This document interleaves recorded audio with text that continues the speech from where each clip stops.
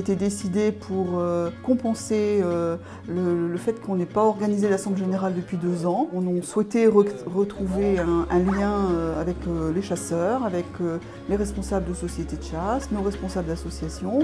Et on a pensé qu'une porte ouverte pouvait correspondre à ces retrouvailles. On a accueilli plus de 500 personnes, beaucoup de chasseurs, beaucoup de visiteurs intéressés par la chasse. Les responsables d'associations du département ont tous répondu présents et on les en remercie. Ils ont tous monté des stands, ils ont tous présenté leur mode de chasse. On avait aussi les races de chiens qui étaient bien représentées.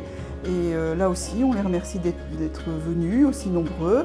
Tout le monde a joué le jeu. Alors la matinée était exclusivement réservée aux responsables de sociétés de chasse et aux responsables d'associations. Donc ce matin, on a dressé le bilan de tous les pôles.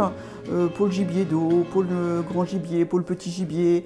On a présenté les CTL, on a fait un bilan des comités techniques locaux et on a aussi présenté la formation décennale qui se met en place. Et je pense que ça a permis à tout le monde de savoir exactement ce qu'était cette formation décennale.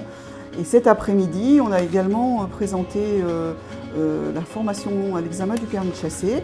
Ça a permis à chacun de voir comment se passaient les épreuves de l'examen du permis de chasser. Le personnel était présent, les chefs de pôle, les responsables de pôle présentaient leurs activités, présentaient leur pôle. On avait aussi des stands, on avait un stand sur les missions de police qui était tenu par les CDD. On avait un stand de la FRC, on avait aussi un grand stand pour le conseil d'administration et les membres du conseil d'administration ont passé une partie de la journée avec nous et ont contribué au succès de la journée.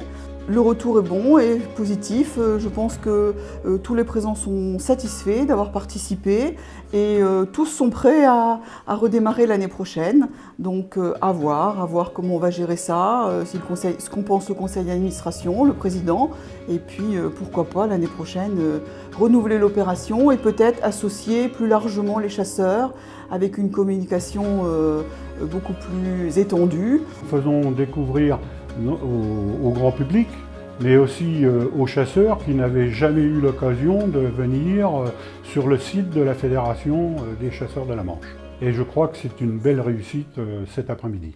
À bientôt sur tvi.tv.